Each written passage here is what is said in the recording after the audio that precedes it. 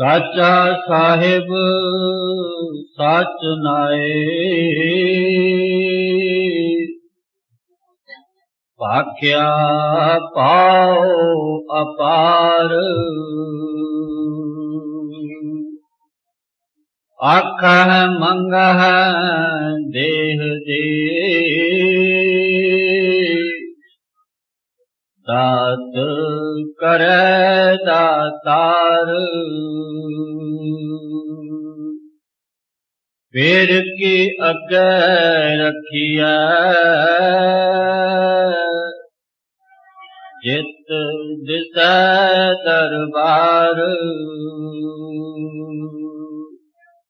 मुँहों के बोलन बोलिया,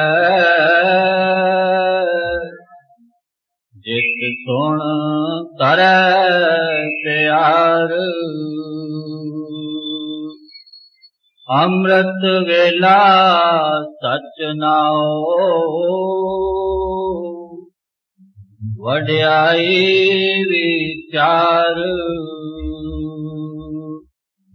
कर्मी आवे कपड़ा, नदरी मोख द्वार। पिछले मंगलवार को तीजी पौड़ी और चौथी पौड़ी यहाँ तक अमृत वेला सच नाम वड्याई विचार तक टीका हुई थी। आज विचार है चौथी और पांचवी पूरी करने का। जप साहेब जब से शुरू हुआ है तो एक मुख्य लफ्ज उसमें था जप। उसके बाद इस चौथी पौड़ी में मुख्य कड़ी है अमृत वेला सच नाम वड्याई विचार। तो अमृत वेला क्या है मैंने अर्ज किया है, सच नाम मैंने अर्ज किया है, वड्याई विचार मैंने अर्ज किया है। मुख्य संत मत में जो एक ही बात है वो है सिमरन और भजन। सतगुरु तो है ही, वो न मिले तो सिमरन भजन का कोई सवाल ही नहीं। तो वो जो सिमरन और भजन है उसके बगैर हम खाली हैं। कुछ लोग कहते हैं भाई दया चाहिए। मैं पहले भी अर्ज कर चुका हूं सरदार बहादुर जी से।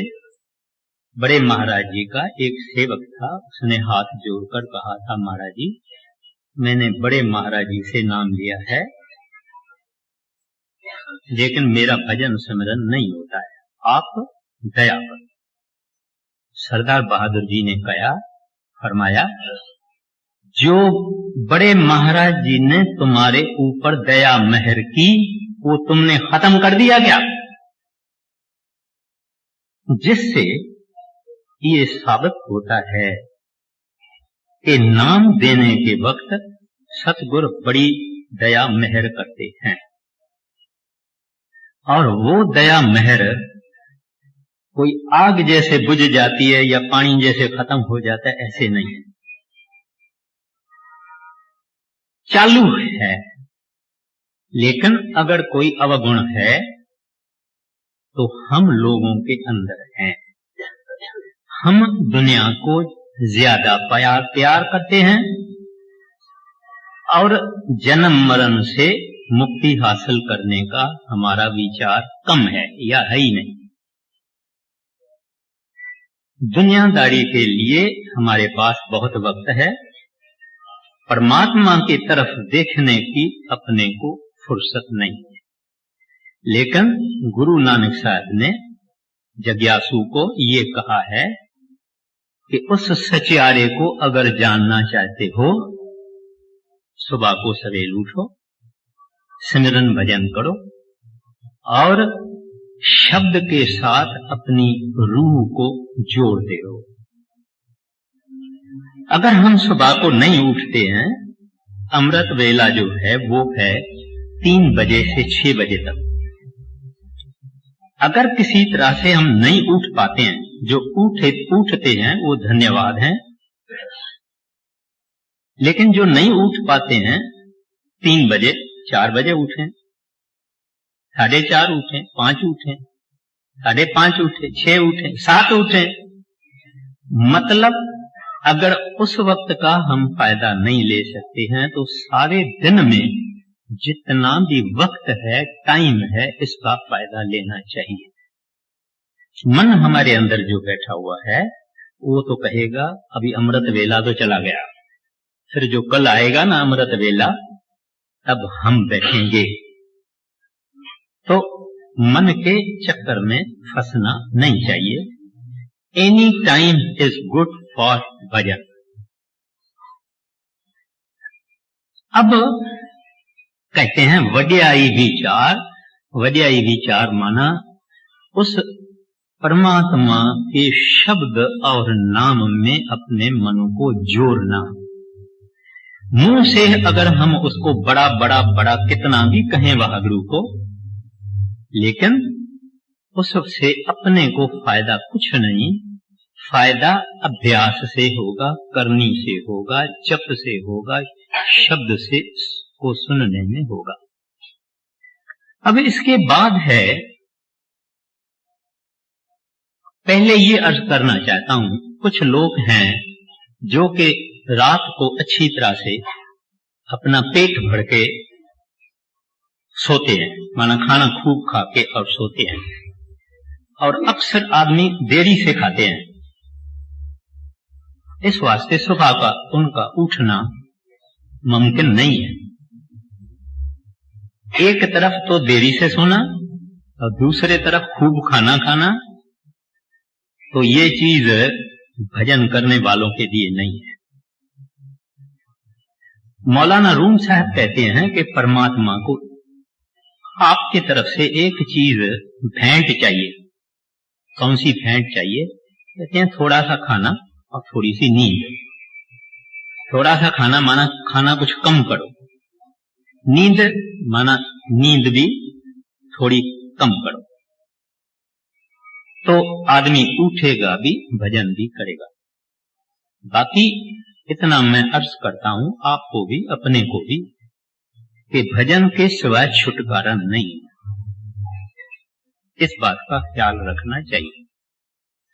अब गुरु नानक साहब जी महाराज फरमाते हैं, कर्मी आवे कपड़ा, नदरी मोक्ष द्वार। हम दुनियादार काफी, हमको हमारी समाज में कर्म कांड का विचार बैठा हुआ है मन में, यानी तीर्थों पे जाना, दान करना, पुण्य करना, यज्ञ करना, कई किस्म के हमारे ये कर्म कांड हैं। गुरु नानक साहब जी महाराज कहते हैं ये आप अच्छे काम करते हो, ठीक है, अच्छा ही है, लेकिन मुक्ति नहीं मिलेगी इससे, ये आप ख्याल में रखो।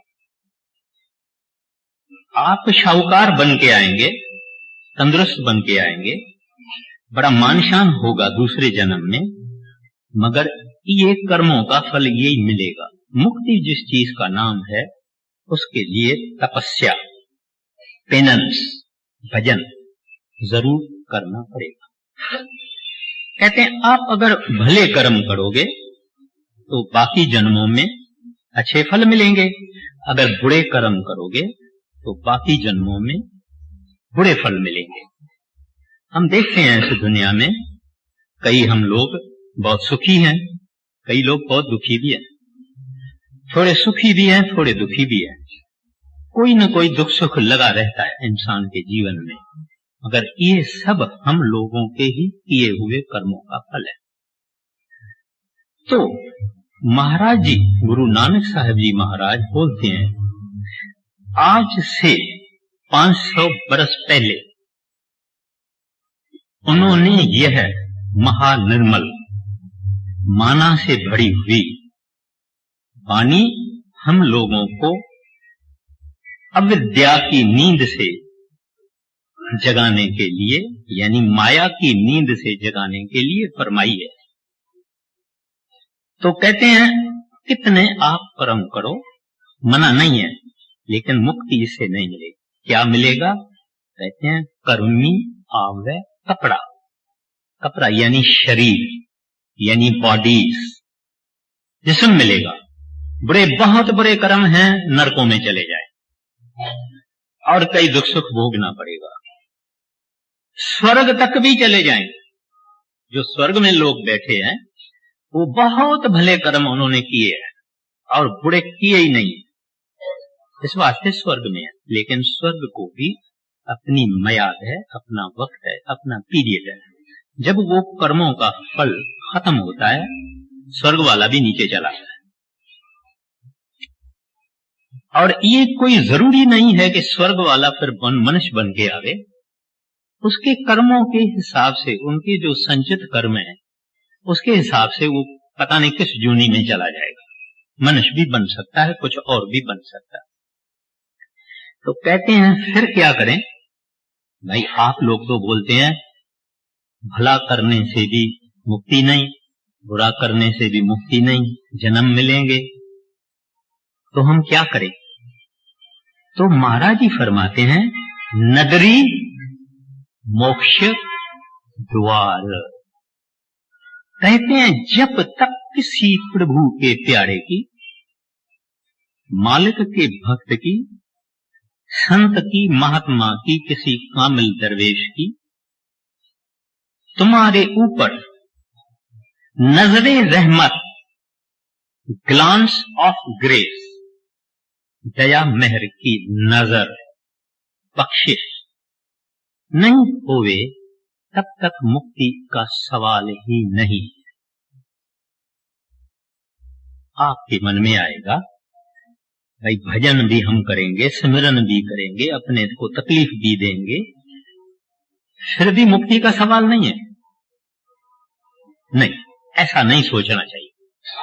जिस दिन संतों ने किसी बंदे को, इंसान को नाम की बख्शिश की, उस दिन उन्होंने नजरे रहमत कर दी, निहाल कर दिया।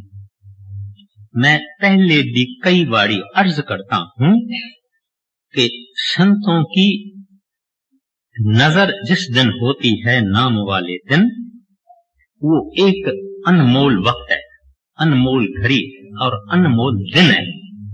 जिस दिन किसी इंसान को किसी कामिल ने दया मेहर करके और नाम की बख्शिश की है। अब दया मेहर उस दिन हो गई, कोई और दिन की आप फिक्र नहीं करना। अपने को सत्संग सुनना है, संतों का दर्शन करना है, भजन भी करना है, सिमरन भी करना है, सेवा भी करनी है। लेकिन फिर आप नहीं सोचना अभी मेरे ऊपर पता नहीं कौन कभी नजर लगेगी। नजर वो मिल गई, जिनको नाम मिला उनको नजर मिल गई। अब अगर हम भजन नहीं करते हैं तो फायदा भी हमारा है, यानी नहीं करते हैं तो नुकसान भी हमारा है, करते हैं तो फायदा भी हमारा है। अगर कुछ लोग नींद में हैं तो ऐसी महापुरखों की वाणी सुन के उनको अपनी नींद से बेदार होना चाहिए। कुछ लोग हैं जिन्होंने नाम लिया, भजन में बैठे ही नहीं। इन लोगों को तो पता भी नहीं है कि शब्द कैसे सुनना, कैसे बैठना, कैसे नहीं बैठना। कुछ लोग बैठते हैं 15 मिनट, मगर कोई चाह नहीं, कोई शौक नहीं, मुसीबत समझ के, बोझ समझ के और बैठते हैं। और कुछ लोग बख्शिश उनकी है, करते हैं। और आपके मुंबई में करने वाले भी हैं और महासुस्त भी हैं, लेकिन अपने को सोचना चाहिए कोई इससे बेहतर समा, कोई आला वक्त नहीं होगा। जो आज वक्त है यही आला है। कल पता नहीं कितनी अशांति होगी, क्या होगा क्या नहीं होगा उसका कोई पता नहीं। अगर आज हमने अपनी संभाली तो सब कुछ संभल जाएगा। और वो संत महात्मा सतगुरु जिन्होंने हमको नाम की बख्शिश की है, वो नाम देने वाले दिन अंदर बैठ जाते हैं और हमारी एक एक मन की होशियारी, चालाकी, चतुराई, मन क्या क्या बोलता है, कैसे बहाना देता है, ये करता है और दुनिया के क्या क्या काम करता है बड़े शौक से और चाह से, वो सब वो साक्षी बैठा हुआ है, देखता है। कोई बहाना जो हम देते हैं अपने को धोखा देते हैं। तो इस वास्ते कहते हैं कर्मी आवे कपड़ा, नदरी मोक्ष द्वार।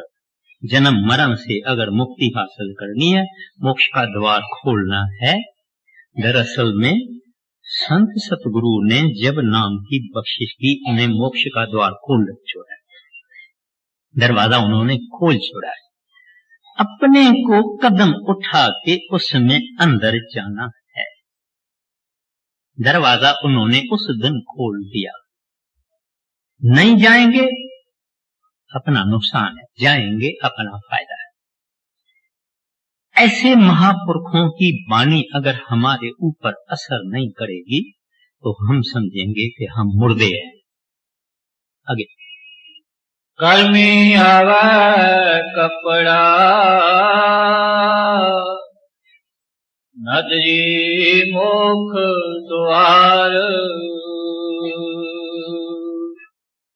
नानक आवे जानिया, सब आपे सचियार। अब ये आखिरी कड़ी है। कहते हैं जब आप भजन किया, स्मरण किया, शब्द से अंदर कांटेक्ट हुआ, लवलीन हुआ, तो रंग चलता है। वो रंग दिखाई नहीं देता है, लेकिन वो अंदर ही होता है। आदमी को सुना भी माथे में जाता है, माथे में इसकी आवाज होती है। तो कहते हैं आप उसके साथ जब अपना आप जोड़ देंगे तो अंदर चले जाएंगे। जब अंदर चले गए तो माया का पर्दा, झूठ का पर्दा फट गया, जिसके कारण ही हम जन्म मरण में हैं। वो फट गया, अंदर चला गया। कहते हैं अंदर तू जाके जब उस प्रभु की वर्किंग देखोगे, माना कैसे सिलसिला चल रहा है। अभी आप एक फैक्ट्री है बड़ी, कोई चीज बनती है, आप वो चीज लेते भी हैं, इस्तेमाल भी करते हैं, सब कुछ करते हैं।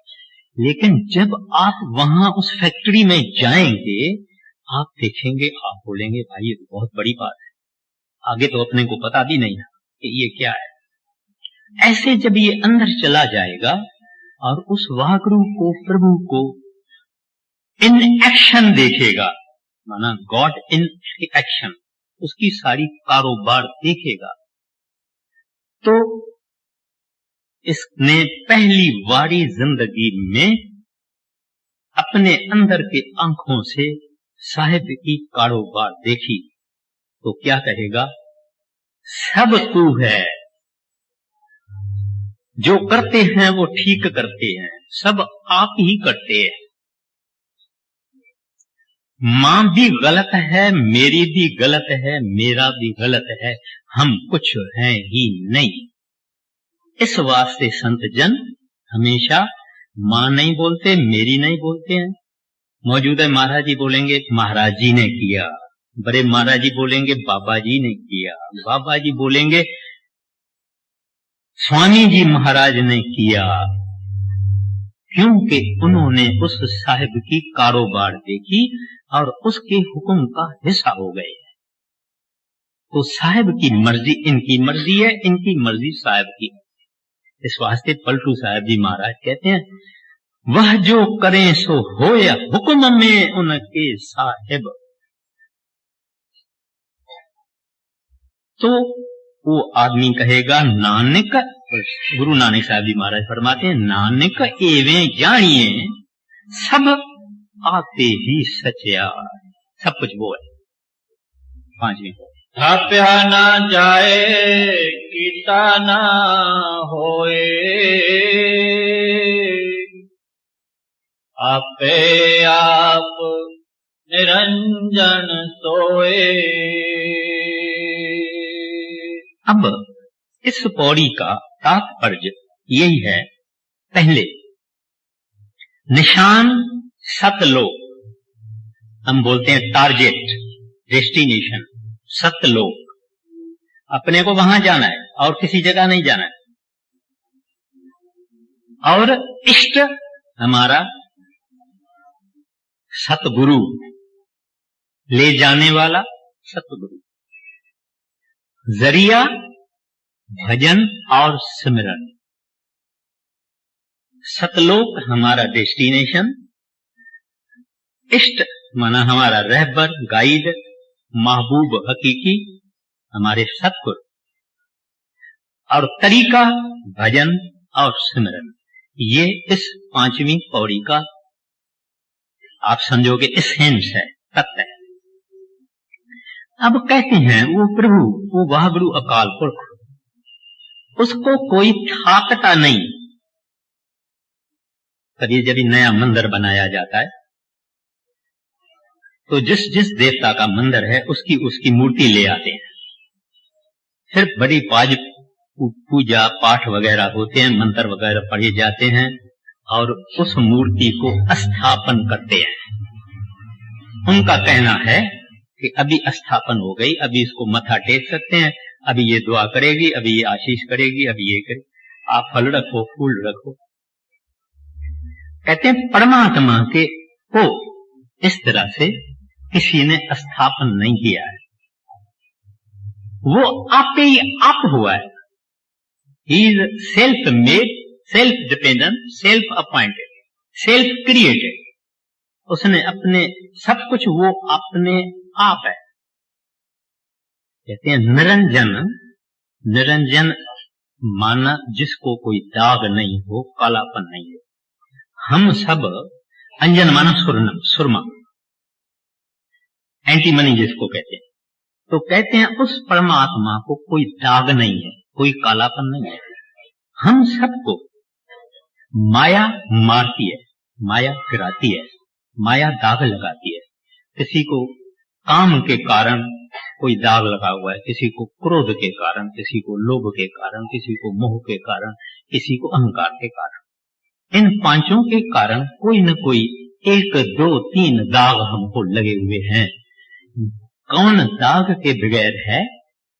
एक राम, एक सतगुरु, एक वाहगुरु अकाल पुरख, एक सतगुरु। इनको दाग नहीं है। ये है आदि निरंजन, आदि से ही इनको कोई दाग नहीं। माया इन्होंने पैदा की, इस वास्ते संतों को माया कुछ नहीं कर सकती है। वो कमल की तरह से रहते हैं, बेदाग रहते हैं। हम सब दागी हैं। तो कहते हैं आपे आप निरंजन सो। कहते हैं अपना आप वो खुद है, सब कुछ वो खुद है, संभव है। अपने आप को उन्होंने आपे ही पैदा किया। आदि से था, आज है, इसके बाद रहेगा। लेकिन कहते हैं ना उसको कोई स्थापन कर सकता है, इंस्टॉल कर सकता है या विराज के रख सकता है। फिर कहते हैं कीता न होए, ना कोई उसको बना सकता है। अगर संगमरमर वाले ने मूर्ति बनाई तो वो संगमरमर किसने बनाया? वो भी साहिब ने बनाया। अगर चांदी की बनाई, इसने बराबर बनाया, मगर उस चांदी को उस साहिब ने बनाया। तो उसको कोई न बना सकता है, न उसको कोई स्थापन कर सकता है। आगे थाप्या न जाए गीता न होए, आपे आप निरंजन सोए। जिन सेव्या तिन पाया मान, नानक गाविया गुणी निदान। कहते हैं जिन लोगों ने सेवा की, सेवा माना हम आम तरह से समझते हैं पांव दबाना, कपड़े धोना, दांतन ले आना, खाना बना के देना, पहन के देना, खिलाना, नैपकिन देना, पानी पिलाना। ये संतों की डिक्शनरी में ये जो सेवा इस्तेमाल की गई है, इसकी माना है उनके हुक्म और हिदायत और उपदेश के अनुसार भजन और सिमरन करना। बाकी सेवा धन की भी है, शरीर की भी है, बुद्धि की भी है, मन की भी है, लेकिन सबसे आला सेवा सुरत शब्द की है।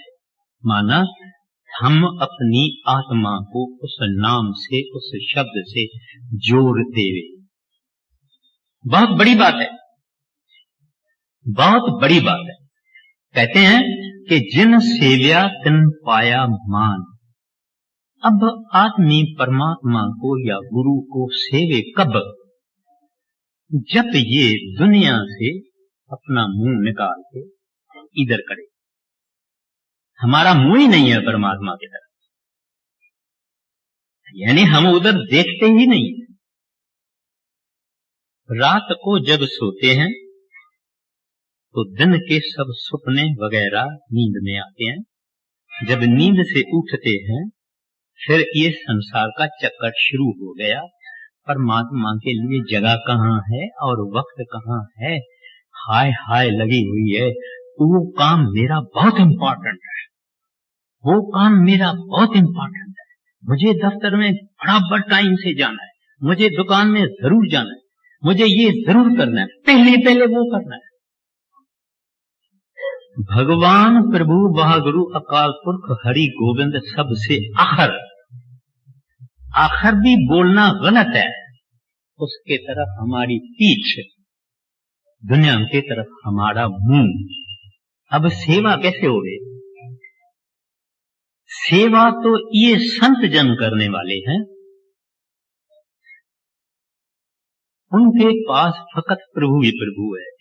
इसी वाणी में आएगा, उसके पास हरि है, गोविंद है, उनके हृदय में और कुछ है ही नहीं। कहते हैं लेकिन जिन्होंने दुनिया को लात मार के, दुनिया को लात मारने का ये मतलब नहीं है कि घर बाल बच्चा छोड़ देना है, दुकानदारी छोड़ देनी है, सब काम छोड़ देना है, नहीं। दुनिया के शौक और चाह और एम्बिशंस, उसको लात मारना। दुनिया में रहना है, रूटीन तरह से सब कुछ करना है, लेकिन अंदर जो निज मन है, उस निज मन में फकत हरि को रखना। और ये बोले मुझे वक्त थोड़ा मिल जावे मैं बैठ जाऊं, मुझे जरा वक्त मिल जावे मैं बैठ जाऊं, क्योंकि ऐसे लोगों को स्वाद आ चुका है।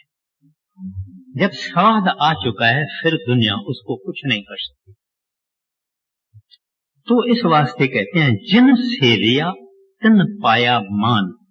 यहां भी दुनिया उनको मथा टेकती है।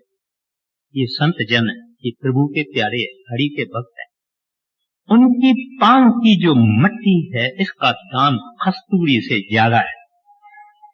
लोग मट्टी उठा उठा के ऐसे लगाते हैं कि हमारी तकदीर अच्छी है, हालांकि संतों की मना है, लेकिन अपने को ये बात सोचना है कि उनको इस दुनिया में भी लोग नमस्कार करते हैं, मत्था टेकते हैं, उनकी शरण में जाते हैं, चरणन में जाते हैं। इस दुनिया में भी उनको मान है और वह गुरु की दरगाह में और दरबार में और कोर्ट में भी उनको मान मिलता है, क्योंकि करोड़ों जीव हैं, ये हमारी पृथ्वी और जितना कुछ है उनमें कोई कोई ऐसा आदमी है जो भगवान की तरफ देखता है। हिंदी में पेका घर बोलते हैं, मैका घर बोलते हैं हिंदुस्तानी में। मैके में लड़की नहीं ठहरती। लड़की को खुशी कहां होती है? पति के पास। कहां? उसके ससुराल में। तो हम मैके में बैठना चाहते हैं। पति के पास जो गुणवंती और पतवंती लड़की होती है वो ही जाना चाहती है। तो हमको इस जगह को समझना चाहिए कि ये मैका है, यहाँ हमें ठहरना नहीं है। हम तो पतिव्रता है, हम तो उस पति के पास जाएंगे जहाँ सुख ही सुख है। तो इस वास्ते कहते हैं नानक गाविये गुणे निधान। कहते हैं इस वास्ते अगर सराहना करनी है, उपमा करनी है, बड़ाई करनी है, प्रेज करनी है, ग्लोरीफाई करना है, तो एक हरि को, एक राम को, एक गोविंद को, एक सतगुरु, जो वर्च्यूज का ट्रेयर हाउस है, जो भंडार है गुणों का, और जिनके गुण हम गा भी नहीं सकते हैं, कत भी नहीं सकते। कहते हैं ऐसे के गुण गाइए। नानक गाविये गुणे निधान। कहते हैं उसके गुण गाना चाहिए। आगे गाविया सुनिया मन रखिया पाओ, सुख पर हर सुख कर ले जाए। देखिए, जब साहब हम कितना पढ़ते हैं, कभी हमने सोच नहीं किया है कि इसके अंदर क्या अनमोल मोती है। कहते हैं गाविये माना सिमरन करो, नाम जपो, सुनिए, कहते हैं शब्द सुनो, नाम सुनो, नाम जपो भी, नाम सुनो भी, क्योंकि वो ही नाम जपते जपते अजप्पा हो जाता है, यानी वाणी हो जाती है, सच्ची वाणी, शब्द, अमृत रस, वो मधुर मीठे से मीठी। मुझे याद है बड़े महाराज जी बोलते थे, प्यारे से प्यारा राग, मीठे से मीठी रागनी। कहते हैं सिमरन करो हरि नाम का और सुनिए। चौथी पातशाही कहते हैं रामा रम, रामो सुन मन भी जाए। तो उस राम को सुनना है, उस हरि के आवाज को सुनना है, उस सदा को सुनना है। मन रखिए भाव। मैंने पहले अर्ज किया, हमारे अंदर कई हैं जो हम भजन में बैठते हैं ना, मुसीबत समझ, तकलीफ समझते, कभी कभी ये सोचते हैं हमने कोई गलत टाइम में नाम ले लिया है, ये तो औखा काम है, हम तो इसको नहीं कर सकते हैं।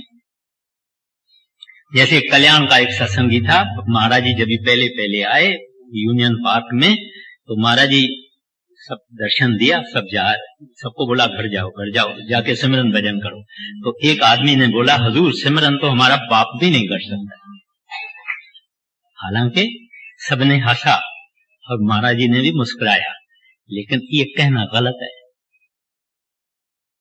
उन्होंने नाम दिया ही तब जब उन्होंने देखा कि इसके कर्म इतने हैं जो ये नाम जप के वाहगुरु को प्राप्त कर सकता है। इस वास्ते उन्होंने जो ज्यादा बोझ समझा वो कर्म ले लिए। सब सत्संगियों का थोड़ा या कम कोई खास निर्मल बंदा होता है, नहीं तो थोड़ा बहुत कर्म महाराज जी उठाते हैं ताकि ये लोग भजन करें। खैर, तो बोलते हैं गाइए, सुनिए, मन रखिए भाव, प्रेम से, श्रद्धा से, लगन से, शुक्र शुक्र करके। सरदार बहादुर जी बोलते थे, आप जब सिमरन करते हैं तो आप समझो कि आप से, उनके मुंह से एक मोती निकला। मोती कल्चर वाला नहीं, नकली वकली नहीं, असल मोती। कहते हैं आप 5 नाम का जब सिमरन करते हैं, आप समझो कि मोती निकला। ये मोती साथ में जाने वाला है, बाकी कुछ नहीं। क्या क्या नाम ले, आप डॉलर बोलो, पाउंड बोलो, ये बोलो, वो बोलो, कुछ नहीं। आपको तो मालूम है, सबको मालूम है, हाथ खाली जाता है ये बेचारा। तो कहते हैं प्रेम से, प्यार से। नहीं होता है, प्रार्थना करो, सतगुरु सच्चे पातशाह मेरा मन बड़ा लुचा है, प्यार प्रेम से नहीं बैठता है, आपकी दया मांगता हूं, कुछ रस दो ताकि ये कुछ शौक से, चाह से भजन सिमरन करे। तो वो दाता सुनता है अगर हमारी बेनती सच्ची है। फिर कहते हैं फिर क्या होगा, जब आप भजन करेंगे, सिमरन करेंगे, अंदर चले जाएंगे, शब्द के साथ लवलीन हो जाएंगे, दुख पर हर, कहते हैं खत्म हो गया दुख, पर हर माना खत्म, निकल गया, रिमूव, सुख घर ले जाए, ले जाए। कहते हैं वो जगह सचखंड, हक हक, मुकामे हक, जहां दुख का निशान नहीं।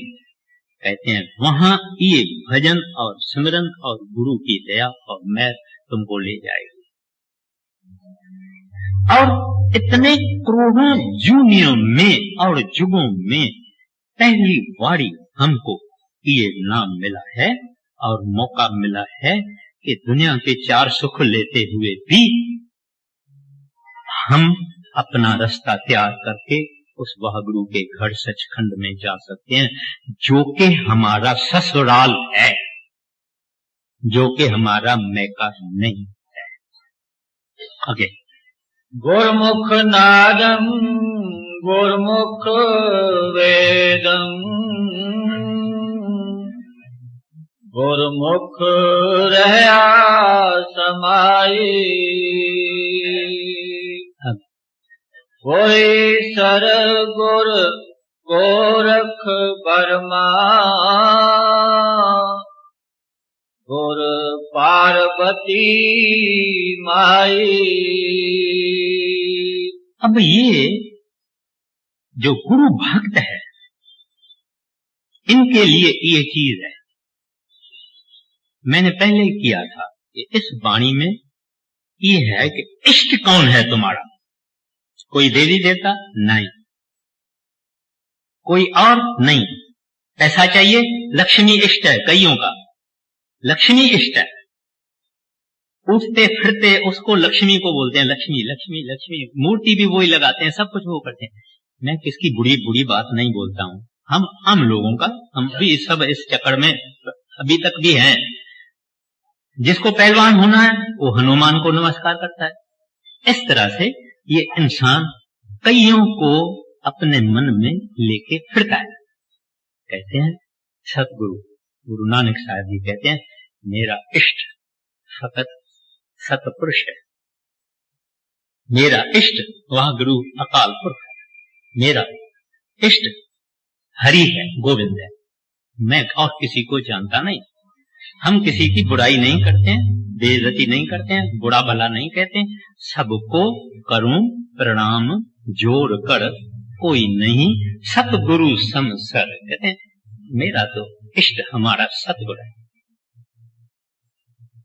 उसकी मर्जी है, देवे उसकी मर्जी, लेऊंगा तो उससे देऊंगा, दूसरे से नहीं लेऊंगा। ये उनके लिए है। कहते हैं अपने सतगुरु में आप ये समझो कि गुरमुख ही शब्द है, गुरमुख माना गुरु, गुरमुख माना जिसका मुंह होवे गुरु के तरफ, उस हिसाब से हम हैं मनमुख, क्योंकि हमारा मुख है मन के तरफ, उसके इशारे से नाचते हैं, उनके इशारे से सब काम करते हैं। लेकिन गुरुमुखों का मुंह गुरु के तरफ, हरि के तरफ, राम की तरफ, प्रभु के तरफ, इस वास्ते वो हैं गुरुमुख। कहते हैं वो गुरुमुख ही शब्द है, वो गुरुमुख ही नाम है। नाम की उन्होंने कमाई की, नाम का रंग चढ़ा, वो नाम बंदे का, मनुष्य का, इंसान का चोला धारण करके इस दुनिया में आया। ये ही नादन जो असल लफ्ज है वो है गुरमुख, गुरमुख नादंग। कहते हैं शब्द सतगुरु है। अब ये कहते हैं सब कुछ गुरु में है। ये सेवक अपने सतगुरु को ऐसे समझता है या ऐसे इसको गुरुमुख को समझना चाहिए। अगर ये गुरुमुख है तो मेरे सतगुरु में सब कुछ आ गए। नाद यानी शब्द, क्योंकि देखिए गुरु नानक साहब जी महाराज जिस जमाने में थे उस जमाने में बहुत भ्रम थे, बहुत योगी थे, जादू करामत करने वाले थे, रिद्ध और सिद्ध थे, और दुनिया किसको किसको मानती थी वो अंतर्यामी है, अंदर भी जानते थे, बाहर भी जानते थे। उनको समझाने के लिए, सिखाने के लिए, उनके हृदय में बिठाने के लिए कहते हैं गुरुमुख ही शब्द है। नाद, जिसको नाद बिंद उपनिषद है हिंदुओं का एक, वो भी शब्द ब्रह्म कहते हैं। ब्रह्म तक गए, ऊपर नहीं गए, लेकिन कहते हैं ये जो असल शब्द है सचखंड का, सतलोक का, कहते हैं ये भी गुरुमुख है। फिर कहते हैं गुरुमुख वेदं, कहते हैं वेद भी उसको आ गए, क्योंकि गुरुमुख कहते हैं कथन न जाई, कहना कथन न जाई। आगे फिर कहते हैं लेकिन इतनी बात कहता हूं, मेरे सतगुरु ने, गुरा मेरे गुरु ने मुझे एक जो है माना हरि गोविंद मेरे अंदर ही बता दिया, देह बुझाई, देही में मुझे उसका दर्शन करवा दिया। फिर कहते हैं सबना जिया का एको दाता, कहते हैं वो एक ही है, सबका दाता है।